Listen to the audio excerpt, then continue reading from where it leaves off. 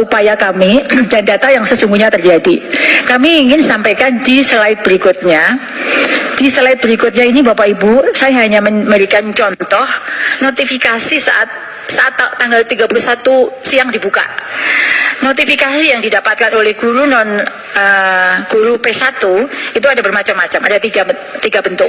Yang pertama, dia akan dikatakan Anda mendapatkan penempatan lokasi akan diumumkan berikutnya. Itu yang 127.000. Sedangkan jika pelamar prioritas 1 yang tidak tersedia kebutuhan, yang tadi di gambar 41.000 itu, notifikasinya adalah Anda tidak dapat melanjutkan. Sebenarnya dia juga bisa mendapatkan tempat jika daerah membuka. Tapi notifikasi yang dia terima, dia tidak dapat melanjutkan ke seleksi berikutnya. Dan yang pelamar 1, P1, yang mendapatkan kesempatan untuk turun status, notifikasinya adalah seperti ini. Jadi ini adalah yang mungkin sekali dikirimkan oleh Bapak Ibu guru kepada Bapak Ibu pimpinan semua dan anggota. Ini saya bagaimana kok tulisannya seperti ini. Inilah yang penjelasannya, bahwa sebenarnya 127.000 itu sudah aman, kemudian 11.000 akan aman, dan 41.000 yang masih harus nunggu tahun depan. Nah, Bapak Ibu yang saya hormati, di slide berikutnya, ini juga sedikit mempengaruhi juga hasilnya, karena mekanisme kan ada mungkin pertanyaan kepada Bapak Ibu semua, saya juga lulus PG dari swasta, kenapa yang itu diterima saya belum? Nilainya lebih tinggi saya, begitu ya? Mungkin karena di dalam Permenpan RB diatur bahwa prioritas penempatan untuk yang lolos PG diatur berdasarkan urutan THK 2 dulu, jika masih ada honorer negeri, jika masih tersisa lulusan PPG, baru swasta. Ini adalah urutannya, sehingga mungkin swasta belum mendapatkan tempat, tapi sebenarnya lulusan swasta lulus PG tahun 2021 semua diakomodir. Tidak ada perbedaan untuk ini karena mereka sudah berhak dan dinyatakan lulus. Namun karena urutan ini dimungkinkan swasta yang tertinggal. Kemudian setelah urutannya adalah seperti yang tadi saya sebut, jika ada yang sama di THK 2 gitu, nilainya sama, maka dilakukan lagi pengurutan. Nah, urutannya dilakukan berdasarkan nilai perolehan dari teknis dulu yang tertinggi, manajerial sosiokultural dulu, baru wawancara, dan terakhir adalah usia. Ini adalah prioritisasi untuk penempatan jika formasi yang tersedia tidak sama jumlahnya dengan beliau-beliau yang lulus P1.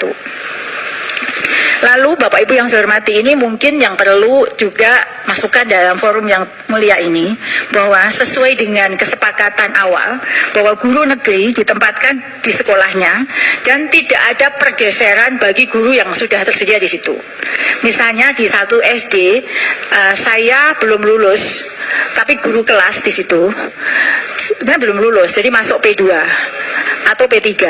Ada P1 tidak bisa menggeser ini karena ada kesepakatan bahwa tidak lagi menggeser guru sehingga mereka kehilangan pekerjaan. Jadi ketentuan bahwa tidak bisa menggeser guru yang sudah tersedia di satuan pendidikan, meskipun guru tersebut masih akan mengikuti proses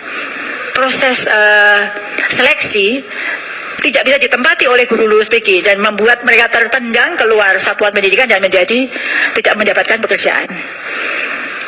Sehingga dari 193.000 guru lulus PG ini, 55.000-nya yang belum diangkat. Jadi total jumlah 41 dan yang ujung tadi 55.000 yang nangis, ya. 55.000. Sekarang 55.000 itu mungkin Bapak mendapatkan WA lebih dari 100 untuk menanyakan nasib mereka. Semoga setelah ini Bapak Ibu guru juga memahami kondisi data yang sebenarnya terjadi.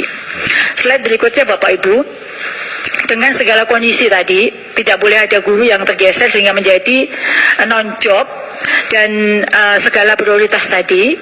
Jika masih ada formasi, kita akan masuk ke mekanisme seleksi kesesuaian atau verifikasi bagi pelamar PHK 2 dan guru negeri minimal 3 tahun bekerja dan terdaftar di Dapodik. Bapak pimpinan yang saya hormati dan Bapak Ibu anggota, bahwa mekanisme ini sebenarnya tidak lagi mengikuti tes. Jadi jika kepala sekolah yang melakukan penilaian itu memandang guru tersebut cakap, mereka bisa memberi nilai yang cukup pada guru tersebut. Karena penilaiannya adalah penilaian pengamatan yang dilihat dari slide berikutnya, itu dari kinerja dan kompetensinya dengan bobot sebagaimana yang ada di layar. Yang melakukan penilaian kesesuaian adalah kepala sekolah, guru senior, dan pengawas sekolah yang ditugaskan. Sedangkan jika sudah mereka mendapatkan nilai, terakhir akan mendapatkan nilai kinerja di sekolah induknya yang dinilai oleh kepala sekolah, guru senior, pengawas sekolah, dinas pendidikan, dan BKPSDM. Bapak Ibu yang saya hormati, ini adalah skenario kedua untuk penilaian kesesuaian. Baru jika masih tersedia formasi, slide berikutnya baru menggunakan seleksi tes yang sama dengan seleksi tahun 2021. Siapa saja yang bisa mengikuti seleksi ini hanyalah guru honor di sekolah swasta, guru-guru di Dapodik yang belum ada masa kerja sampai 3 tahun, dan fresh graduate hanya lulusan PPG. Jadi tidak ada fresh graduate yang masuk ke sini, Pak Pimpinan. Jadi tetap memberi kesempatan pada guru non-ASN yang ada di sekolah